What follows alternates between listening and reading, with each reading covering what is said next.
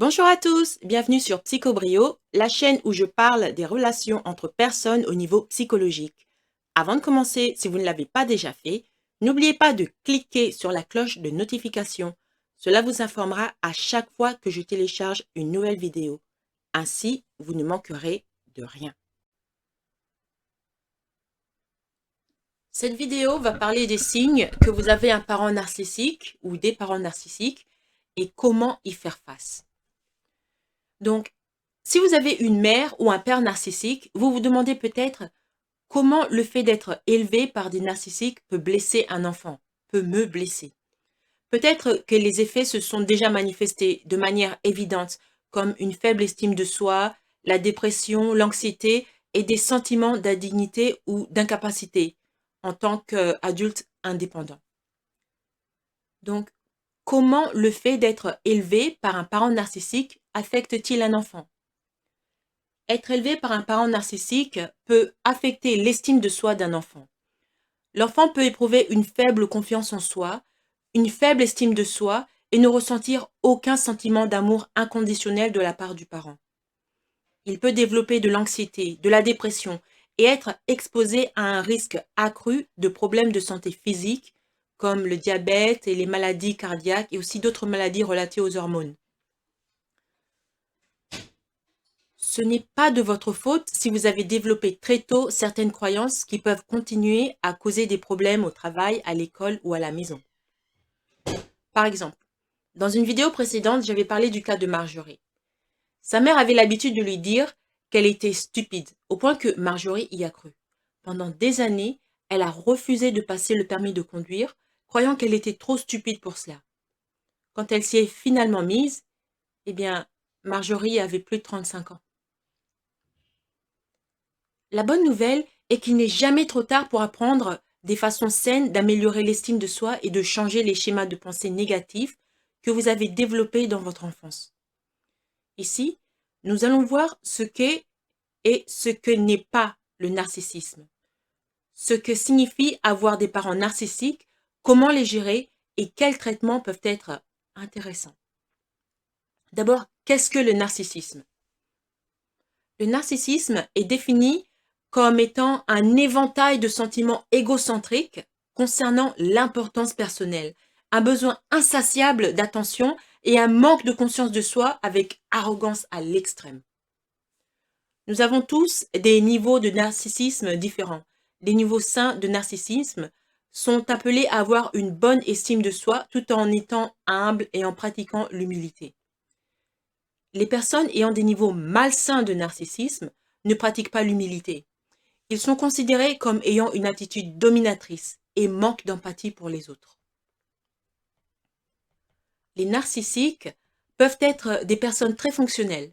Ils profitent des relations et sont connus pour facilement manipuler ou exploiter les autres. De nombreux narcissiques sont extrêmement charmants.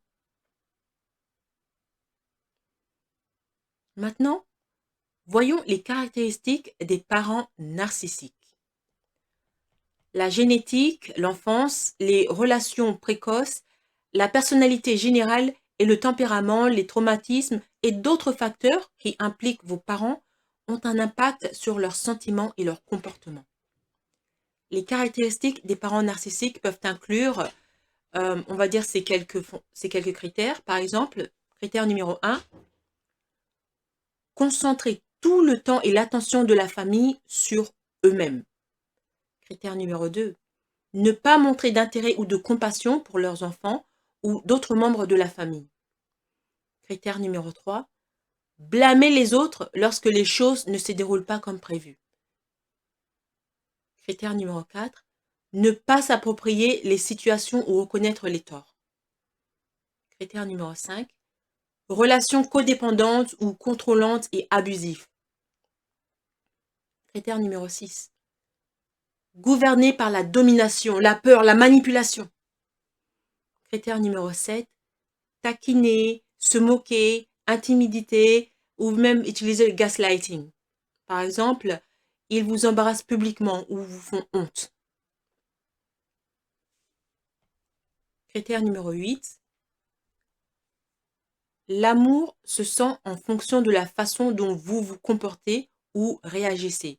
C'est-à-dire que il ne vous donne pas de l'amour naturellement juste parce que vous existez. C'est ce que des parents normaux vont faire envers leurs enfants. Non, avec eux, vous devez gagner cet amour.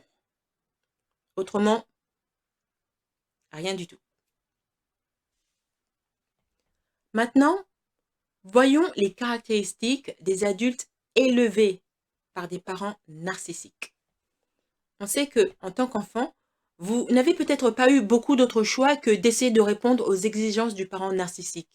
Si vous avez été élevé par des parents narcissiques, cela aura indéniablement un impact sur la façon dont vous vous voyez et votre rôle dans le monde. Cela signifie que vous avez peut-être développé des traits toxiques ou des façons dysfonctionnelles de penser de votre propre valeur. Peut-être avez-vous passé des années à essayer de plaire ou de gagner la reconnaissance, le respect et l'amour d'un parent narcissique pour être continuellement rejeté.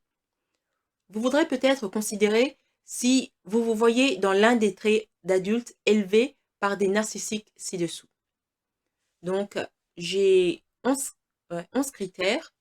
Critère numéro 1, faible estime de soi ou sentiment d'estime de soi. Critère numéro 2, sentiment chronique de honte ou de culpabilité. Numéro 3, trop sensible à la critique ou au rejet. Numéro 4, les relations dépendantes où vous essayez de gagner l'amour et la validation. Numéro 5, dépression et anxiété influencées par un manque d'agence ou d'indépendance pendant l'enfance. Numéro 6, mauvaise compréhension et application des limites. Numéro 7, défis liés à une régulation émotionnelle saine. Numéro 8, compétitivité pour gagner l'amour. Numéro 9, sentir que vous ne méritez pas le succès et le bonheur. Numéro 10, comportement autodestructeur. Et enfin, numéro 11, la honte de soi ou le gaslighting intériorisé. Donc, les traits des adultes élevés par des narcissiques peuvent également être associés à des problèmes de santé mentale en raison de la façon dont ils influencent la façon dont l'enfant se sent lui-même et voit le monde. Avec un parent narcissique, vous avez peut-être grandi dans un environnement rempli d'agressivité passive, de tension ou de limites floues. Vous avez peut-être également été témoin de comportements abusifs dans la relation de vos parents. Ce fut le cas de Marjorie. Sa mère ne lui disait jamais qu'elle avait fait quelque chose de bien. Quand elle faisait quelque chose de bien, c'était le silence. Mais quand elle faisait quelque chose de mal, tout de suite, sa mère pointait du doigt et commençait à lui crier dessus. Les enfants qui sont témoins ou victimes d'abus émotionnels, physiques ou sexuels sont également plus à risque de développer des problèmes de santé, y compris des problèmes de santé mentale tels que la dépression et l'anxiété, et d'autres problèmes de santé physique, l'obésité, les diabètes et les maladies cardiaques liées aux hormones. Maintenant, vous vous demandez comment faire face aux parents narcissiques. Faire face à ces parents narcissiques est un choix que vous pouvez faire en tant qu'adulte.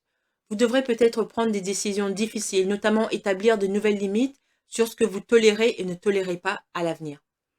Il faudra peut-être du temps pour déterminer le type de relation sur laquelle vous travaillez avec ce parent. Des hauts et des bas sont à prévoir. Dans toute relation avec n'importe quel type de narcissique, il est bon de donner la priorité aux soins personnels et être bien émotionnellement. Les narcissiques peuvent drainer l'énergie et déformer les faits au point que vous pourriez vous demander si vous êtes celui qui a le problème. C'est parce que le doigt a probablement toujours été pointé dans votre direction. C'est ce qui s'est passé avec Marjorie. Elle a essayé de discuter avec sa mère, d'essayer de régler la situation. Elle avait toujours dans sa tête l'idée d'une mère parfaite, une sorte de Caroline Ingalls dans La petite maison dans la prairie. Mais ça n'a pas marché parce que sa mère, c'était pas ce genre de femme. Et donc, Marjorie a compris que si elle continuait de courir après l'amour et l'approbation de sa mère, elle finirait avec une dépression qui, qui va l'handicaper, qui handicapera sa vie professionnelle, sa vie romantique, etc. Donc, ce qu'elle a fait, c'est elle a donné la priorité à elle-même. Elle a donné la priorité à sa santé. Elle a commencé à acheter des livres sur comment préparer de la nourriture saine, Elle a commencé à aller dans les clubs de gym. Elle a commencé, en fait, à faire tout ce qu'elle pouvait pour améliorer sa santé physique et mentale. Donc, c'était ça qu'elle a donné la priorité. Elle a choisi des amis qui étaient sains, qui ne faisaient que ressortir le meilleur d'elle-même, plutôt que des amis qui la rabaissaient. Donc, il faut donner la priorité en vous-même. Essayez d'améliorer votre vie et vous pouvez commencer par votre santé. Faites du sport, mangez sainement et vos divertissements, faites des divertissements qui vous enrichissent mentalement. Quelque chose qui vous apporte de la joie. Donc, je vais ajouter ici quelques façons de traiter avec les narcissiques. Donc, il y a 10 façons, 10 critères.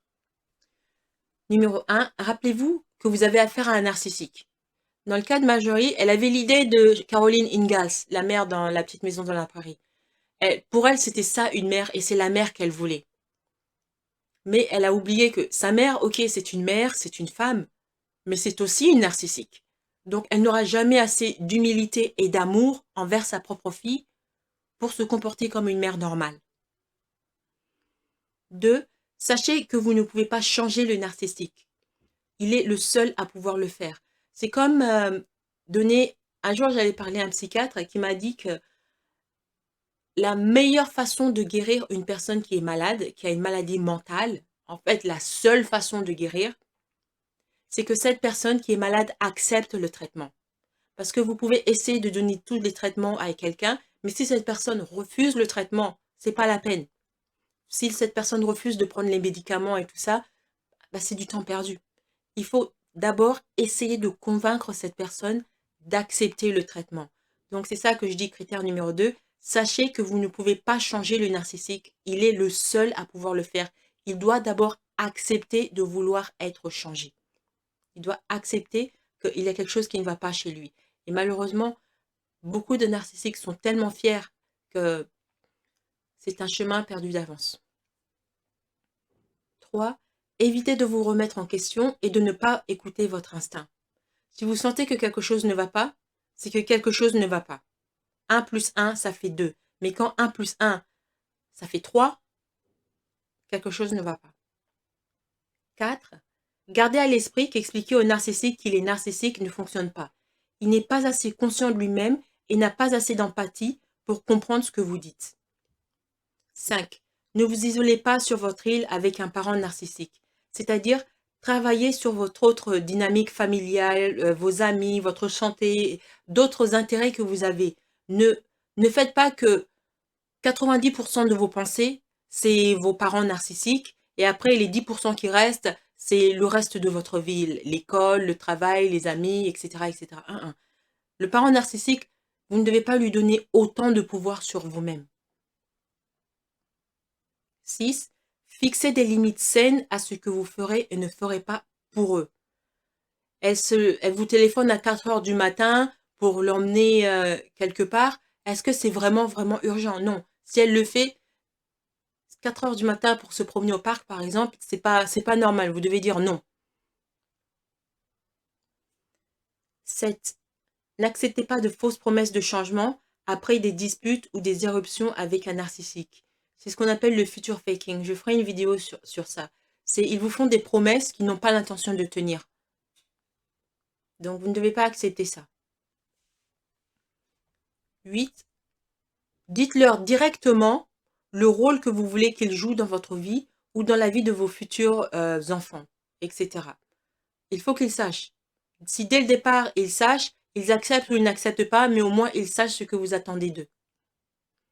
9. Recherchez une aide et un soutien externe pour vous-même, y compris une aide en santé mentale et développer un solide réseau de personnes émotionnellement saines.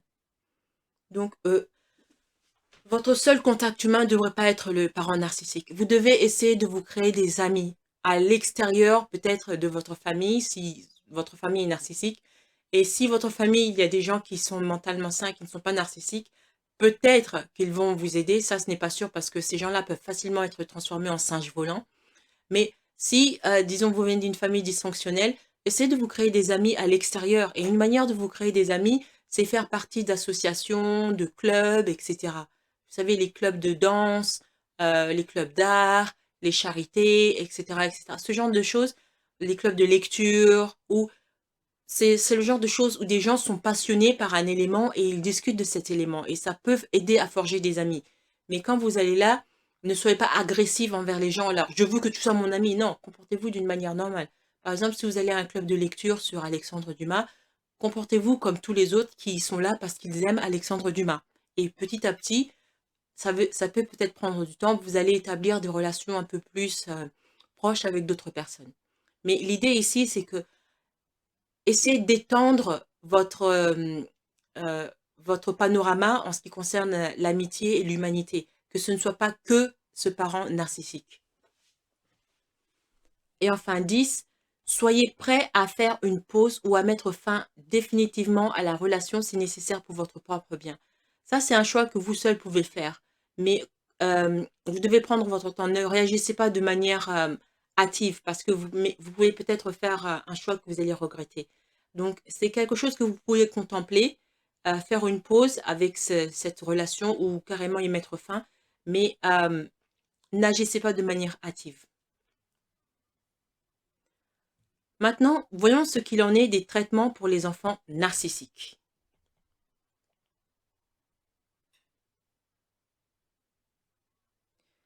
Donc, il y a des enfants narcissiques qui développent une haute estime d'eux-mêmes.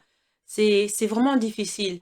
Donc, si vous connaissez un enfant comme ça, si par exemple vous êtes parent et que c'est votre enfant qui présente ce genre de signes et des symptômes, qui a des problèmes de santé mentale ou de la dépression, vous devez envisager de parler à un professionnel de la santé de ce qui se passe dans votre famille, de ce qui se passe avec l'enfant. Et le professionnel de la santé mentale sera plus à même de vous diriger ou de vous guider vers des solutions adaptées à votre condition, la condition de votre famille et de votre enfant.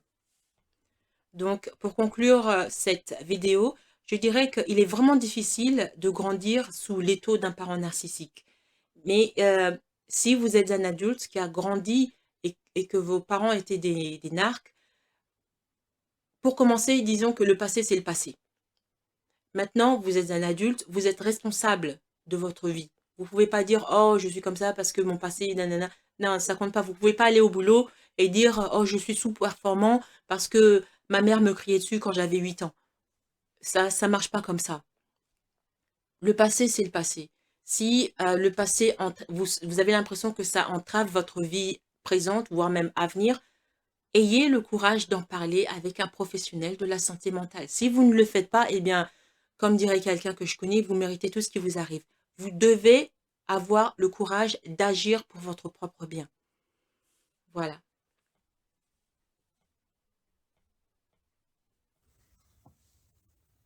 Merci d'avoir écouté cette vidéo. Avant de partir, n'oubliez pas de vous abonner et de partager cette vidéo en ligne. Il y a sûrement quelqu'un que vous connaissez qui a besoin d'en savoir plus sur ce qu'il en est réellement des narcissiques et des problèmes de santé mentale. Si vous aussi, vous voulez me demander de développer un sujet sur les relations psychologiques qui vous intéressent, vous pouvez me contacter par le moyen de mon compte Buy Me a Coffee. Le lien est en bas. Merci et à bientôt.